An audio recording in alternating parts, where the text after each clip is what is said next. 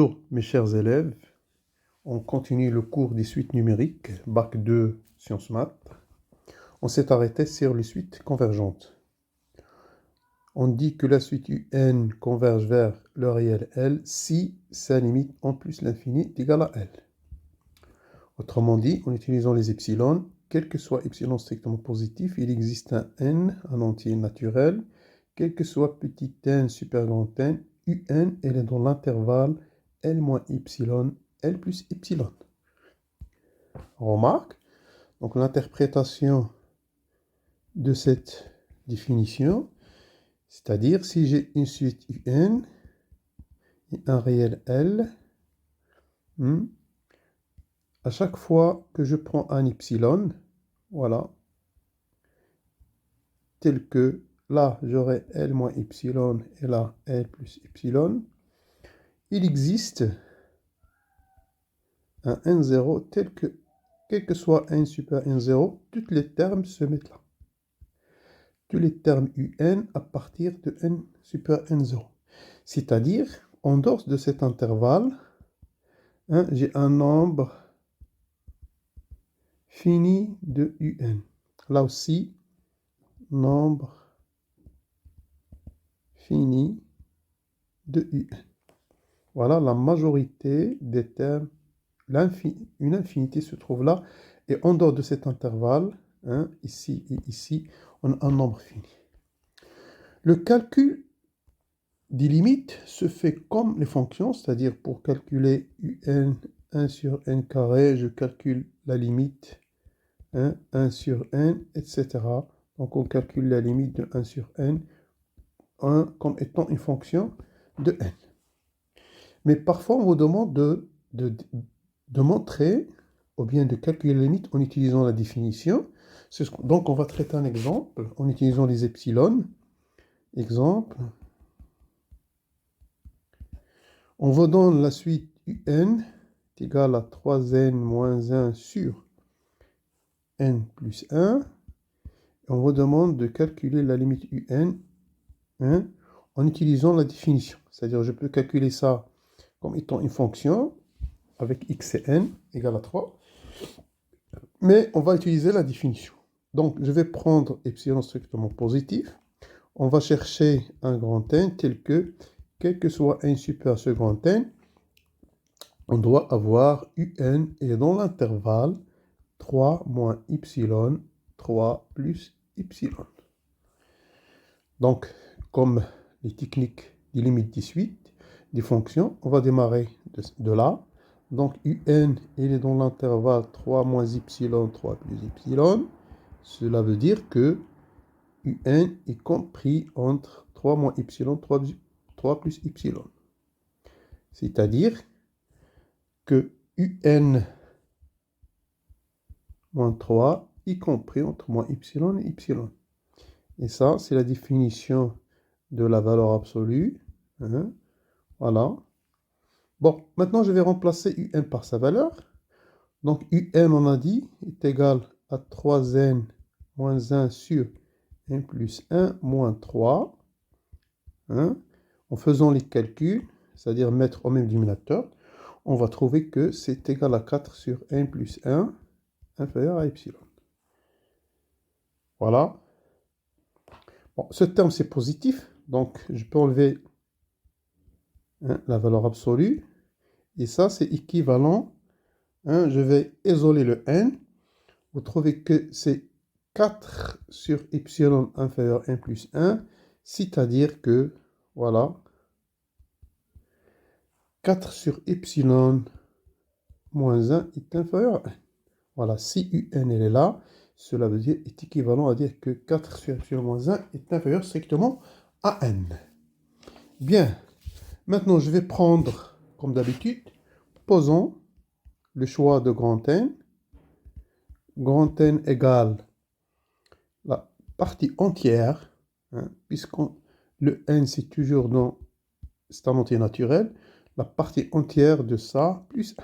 Voilà, de 4 sur epsilon moins 1, valeur absolue plus 1. Bon, si n est supérieur à grand N, ceci implique que que n est supérieur à 4 sur epsilon moins 1. D'après la partie entière, puisque c'est supérieur à la partie entière plus 1, donc c'est supérieur à x. Ça veut dire, en revenant, n, ça sera supérieur à 4 epsilon moins 1. Pourquoi? Parce que la valeur absolue est toujours supérieure à x. La valeur absolue de x est toujours supérieure à x. Et donc, en remontant ici, regardez, en remontant, là, on trouve que un, elle est dans l'intervalle 3 moins epsilon 3 plus epsilon. Voilà, qu'est-ce qu'on a montré? On a montré que si j'ai epsilon, il existe n, le voilà, tel que quel que soit n super grand n, un se met dans cet intervalle. Ça veut dire que la limite de un est égale à 3. Voilà, ça c'est le calcul limite en utilisant la définition des epsilon. Maintenant, on passe à des propriétés qui sont très connues. Voilà.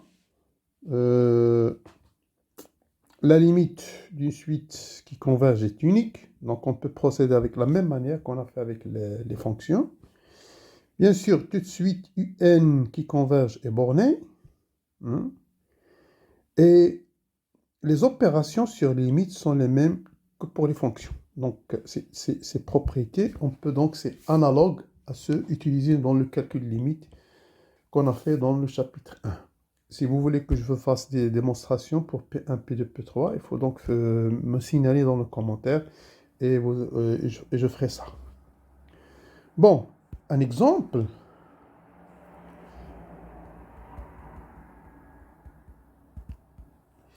Je considère la suite un définie par 2n plus moins 1 à la puissance n sur 5n plus moins 1 à la puissance n plus 1. Et on veut donc chercher la limite de un à quoi est égal.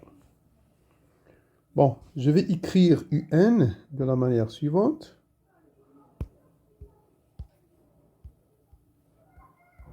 Un va être égal, je vais factoriser avec 2n, ça va me donner 1 plus moins 1 à la puissance n sur 2n, et je factorise en bas avec 5n, ça va me donner 1 plus moins 1 à la puissance n plus 1 sur 5n. Je simplifie avec n, ça va être égal à 2 cinquièmes. De quoi? De 1 plus moins 1 à la puissance n sur 2n sur 1 plus moins 1 à la puissance n plus 1 sur 5n. Bien sûr, la limite de moins 1 puissance 1 sur 2n est égale à la limite de moins 1 puissance 1 plus 1 sur 5n est égale à 0. Donc, il suffit de calculer la limite avec la valeur absolue. Ça va tendre vers 0. Et donc, ça donne 0. Et donc, cette limite, c'est 1. Donc, la limite de un, ça sera 2 fois 5 fois 1 plus 0, 1 plus 0, c'est 2 cinquièmes. Voilà, la limite de cette suite, c'est 2 cinquièmes. En utilisant, bien sûr, les opérations sur les limites. Bon, maintenant, on va passer à un axe très important, c'est les critères de convergence. C'est-à-dire, lorsqu'on vous demande, est-ce qu'une suite converge? Donc, vous allez utiliser quelques critères. Il y a 5 critères pour montrer qu'une suite converge. On va tout de suite entamer le premier critère.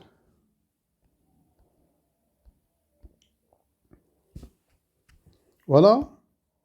Bon. Si un admet une limite L dans R, bon, si un est strictement positif à partir d'un certain rang, alors sa limite est positive. Elle peut être nulle.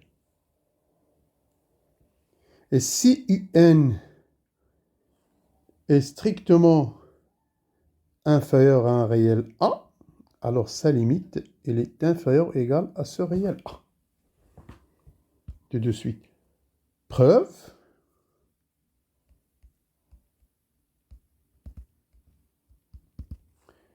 Bon, qu'est-ce qu'on a comme hypothèse? On a la limite de UN est égale à L.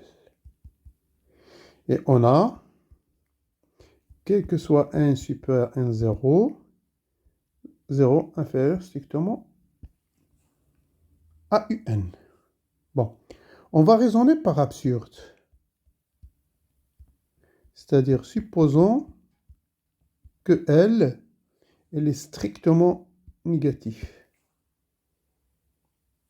Et donc, je vais appliquer la définition avec epsilon égale moins L sur 2. Et ça sera positif, puisque L c'est négatif, avec le moins c'est positif. Donc j'aurai quoi? Donc, il existe N1, tel que quel que soit n supérieur à N1, j'aurai donc UN, elle est dans l'intervalle L moins epsilon, L plus epsilon. Donc c'est la définition de ça, de la limite de UN. Et puis, il existe par définition N0, tel que quel que soit n supérieur à N0, j'ai UN qui est supérieur strictement à 0. Et ça, je peux l'expliquer comment? Voilà, donc je vais prendre les deux. Comme d'habitude, posons grand N égale le max entre N1 et N0. Donc, si N est supérieur à grand N, alors j'ai deux choses. J'ai N qui est supérieur à N0. Et dans ce cas, j'aurai UN supérieur strictement à 0. Et N supérieur à N1, d'après ça, j'aurai donc UN appartenant à L moins epsilon, L et plus epsilon, qui est égal, je vais remplacer L par sa valeur qui est moins L sur 2. J'aurai donc UN, il est donc 3 demi, L demi. C'est-à-dire quoi? Donc, 0 est inférieur à UN, et UN est inférieur 3L demi, ou bien inférieur à L sur 2, ce qui est absurde, car on aura ici que L est strictement positif, absurde avec le fait que L est strictement négatif. Et donc, conclusion, L est supérieur ou égal à 0. Donc, on a montré là la première proposition. Maintenant, pour la deuxième, petit 2, voilà, on a, quel que soit n, j'ai UN qui est inférieur strictement à A. Ça veut dire quoi? Que quel que soit n, G0 est inférieur strictement à A moins UN. Donc, je vais appliquer le premier cas. Donc, la limite de A moins UN sera donc supérieure ou égale à 0. Donc, ça, c'est une suite que je note Vn, qui est strictement positif. Donc, sa limite, ça sera supérieur ou égal à 0. Et la limite de cette suite, c'est exactement A moins la limite de UN en utilisant les opérations sur les limites. Et ça, c'est A moins L.